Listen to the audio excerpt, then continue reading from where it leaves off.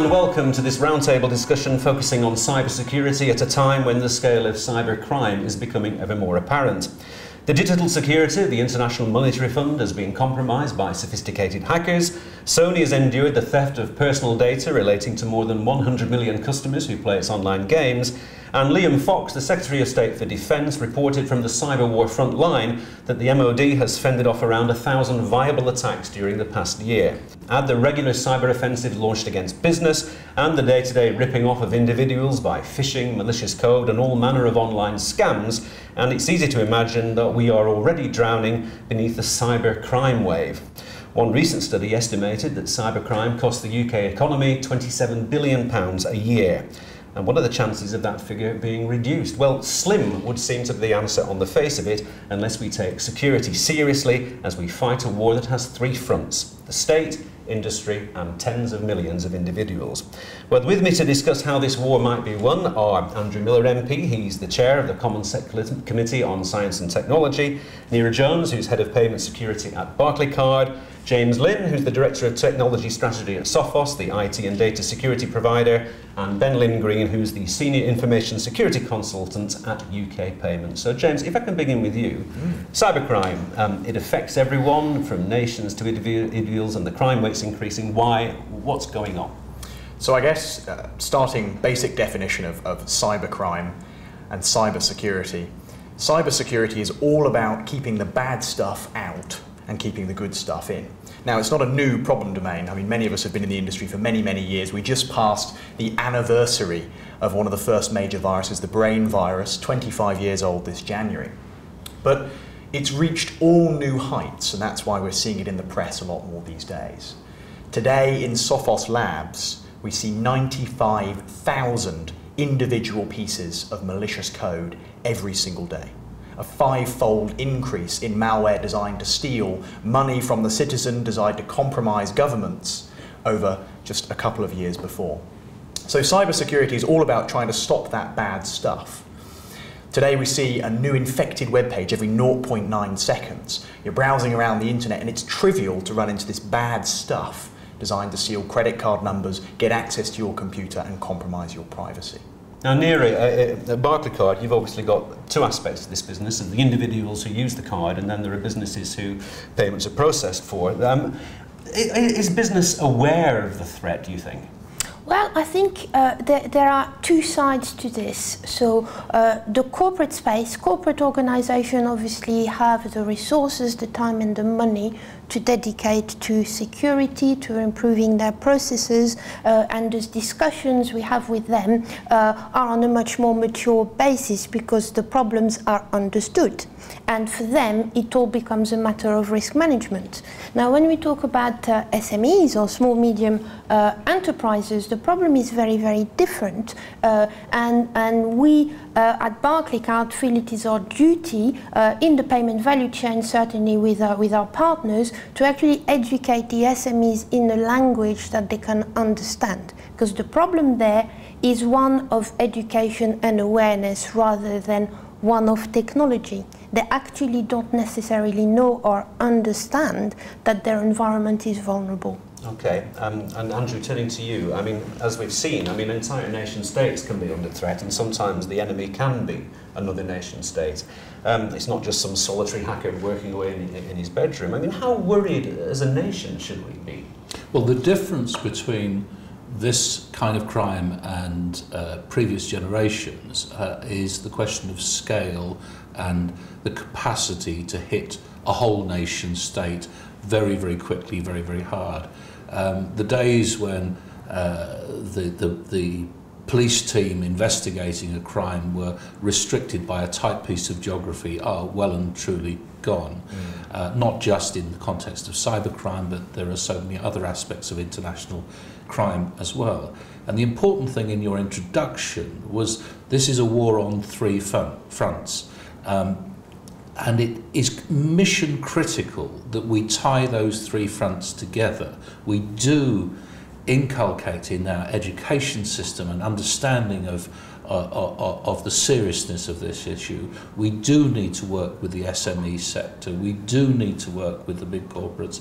And the interests of the state in terms of national security are remarkably similar to the individual who's a victim of a Nigeria scam.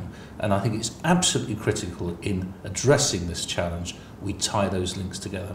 Okay, and Ben, just to bring you into the conversation before we broaden it out, perhaps it's to help people understand the threat that's out there. I mean, what would you describe as a kind of a typical assault on a business or individuals? It could be anything really. I mean, we've seen targeted attacks because individuals don't like the company. Sony, a prime example, they were originally targeted in one element because an individual was trying to hack one of their consoles, give it functionality that the masses wanted perhaps and that Sony didn't want them to provide. Sony tried to take legal action against that one individual. We then had this group called Anonymous who then decided that Sony should be targeted as that. So you have that, you have attacks that are for financial purposes. RSA, the security provider, provides hardware tokens for authentication mechanisms. They were hacked several months ago, and the information, it looks like that was achieved in that hack was about the actual way that those tokens work. And over the last few weeks, we've now seen US defence contractors appear to have been targeted using the approach, the information that have hacked there. So there is no any possible attack. It is one, you know, individuals may get it from a Nigerian advanced fee fraud where they're playing on people's gullibilities on their face to try and get information, or corporates could be attacked for any one of a myriad reasons. Okay, we said in the opening that the danger is that we are already fighting a losing battle. And James, given that we're sort of encouraged, whether you're a government, a business, or an individual, to do more and more business online, where can we look to stop cybercrime? Well, I guess job one, understand what we're actually facing here. And I want to pick up on the messages that both of you put forward. You talked about the maturity of our attackers and the relevance to this broad base of people. You talked about how every business was now online. If you think about it, the internet is probably the most fundamental resource for the next 25 years that we're all going to use to do business online, whether we're small or large, whether we're collecting intelligence or providing services as a government, or whether we're an individual, perhaps having our children being educated online. It's the core of our everyday lives. Now, with that resource being so important, let's talk about the attacker that you touched on. Today's cybercriminal is very different from the perception that people generally have. We're used to this idea of malware and viruses in many cases being about pranks and getting attention. Today, there are really two classes of attacks. Those that are politically motivated, that you talked about, sometimes which can have very serious impact, and those which are frankly about stealing very, very large sums of money, perhaps in small sums from large numbers of people. But I find it astonishing how advanced our attackers are today. I look at last year, we consistently saw these things called crime packs. The bad guys have formed an illicit economy where they're selling each other services and products. They've built this software as a service model where you can go online and buy yourself a toolkit to go and hack people. It comes with technical support. You can call up this criminal gang and get tips on how better to steal information from business XYZ. Absolutely astonishing stuff. You can go online and buy credit cards that have been stolen from a consumer for $5 to $8 in these forums, and all you've got to do is come up with the infrastructure of gullible people to withdraw it.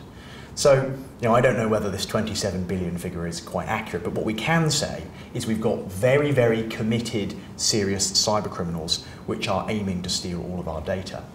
So what could be a bigger impact? I mean, increasingly, this is the resource by which we lead our everyday lives.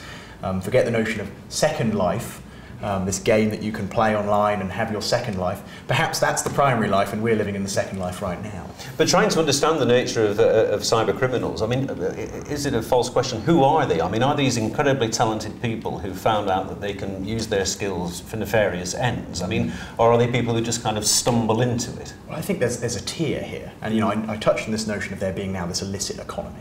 Yes, we still have some cyber criminals that are trying to get attention. We all joke about the spotty teenager sitting in their basement wanting attention. But increasingly, the guys providing these tools and services that I talked about are very intelligent, well-resourced hackers. These guys have talent. And they're working in franchise and channel networks. They're bringing people in that perhaps aren't as talented technically, but have the reach to be able to go and compromise more systems. We're seeing a market forming between these guys. And as such, there's a whole tiering of different ability levels that are contributing to this problem. But every generation has had sophisticated criminals. Indeed. This is not new. Agreed. The city fraudsters of the previous generation, every generation has had very slick operators who, the idea that all criminals are, have low level of intelligence. There are some very smart people who have been criminals in every generation. Yes. The difference, as I said in my opening remarks, is the sheer scale. But that doesn't mean that it's impossible to take on.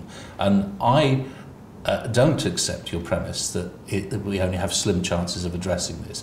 We just have to have the same skill sets as we've traditionally applied to try and keep one step ahead of the criminal. When I first moved into my house, the insurance company said 3-lever locks, and then they said window locks, and now they say 5-lever locks. Well, the same principle must apply here. We've got to keep ahead of the curve.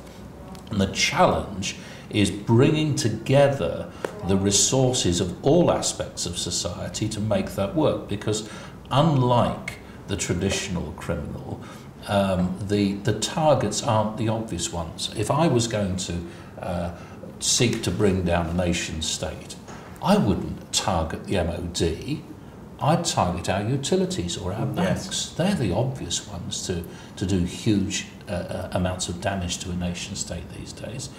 And so there has to be a different form of cooperation that spans across the security services, the police services, the business intelligence groups. It's quite a different game than dealing with the previous generations. Yeah, I suppose also, I do beg your pardon, I was only going to say that the difference, I guess, between crime of yesteryear and crime of today in cyberspace is that it makes sort of transnational crime very easy and also very hard to detect. And I guess we'll move on to that later. Neera, I was going to ask you, is that, and I also concur with you, the £27 billion figure is open to some debate.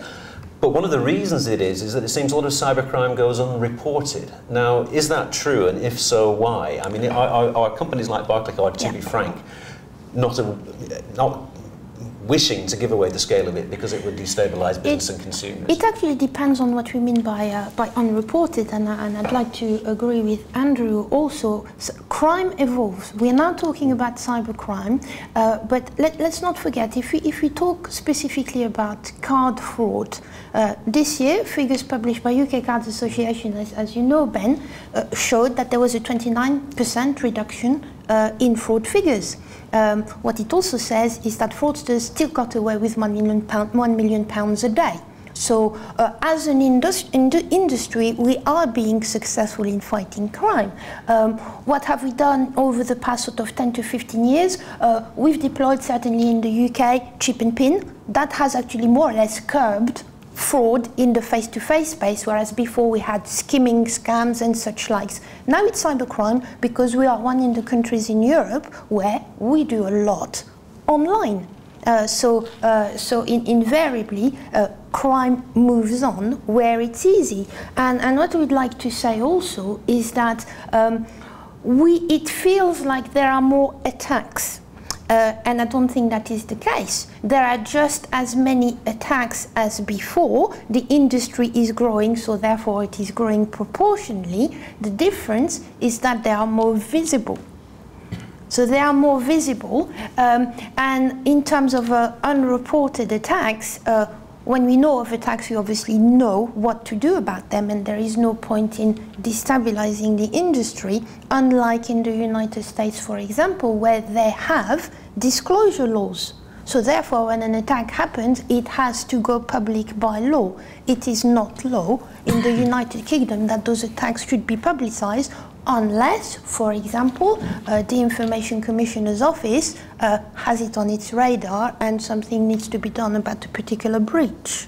I was wondering also, I'm sure a question that some people would ask though is that although those figures, market reduction, it's a question for you and for Ben. I mean, these offences have been around for a very long time if you take sort of online frauds and credit card fraud. I mean, have we failed to get to grips with it and it's something that we'll come on to when we talk about prevention, or is it just that the criminals are getting more sophisticated? I think it's partly the fact that organisations that are being hit by these attacks, they have such a huge amount of information now online that they didn't have 5-10 years ago. Look at, we mentioned Sony, over 100 million customers. We look at these, all it takes is one successful attack and that may be 200 million people's information that's compromised. So what we're seeing is we're seeing very high profile attacks, and I think going back to the unreported, sometimes it's just that the cybercrime is not known. 10-15 years ago, all of the attacks were very visible. It was defacing of websites, it was obvious when you got attacked. Now, criminals, they've changed their approach. They think that it's much better to get a compromise into an organisation and then leave it there and siphon off information over a long period of time at a much less obvious rate. So I think there are instances where organisations have been hit, but they're just not aware of it. And at the end of the day, whilst it takes a good degree of technical knowledge to make one of these attacks, there are kits that anyone can get on the internet, and all it takes is one weakness to exploit. You may have a server that you forget to patch. There can be so many reasons, and all you get that one entrance point in, and then once you're in, you escalate your access rights, you get the information that you want on systems that may actually be secure, but because you've hit that one unsecure system, you've gained access and then you're inside the perimeter there. And I think that's what's happening now. So that's where we're getting very large figures, because it is impacting so many customers. I mean, I think people were actually surprised with Sony how many people were actually registered for their online gaming community and had provided their card details. I think some people, because lots of us, we buy online, we do that process, but of course, once you do that, there are so many people that use Amazon. If Amazon were to be hit, we would suddenly see a huge spike in the numbers of people impacted, purely because you've gained, and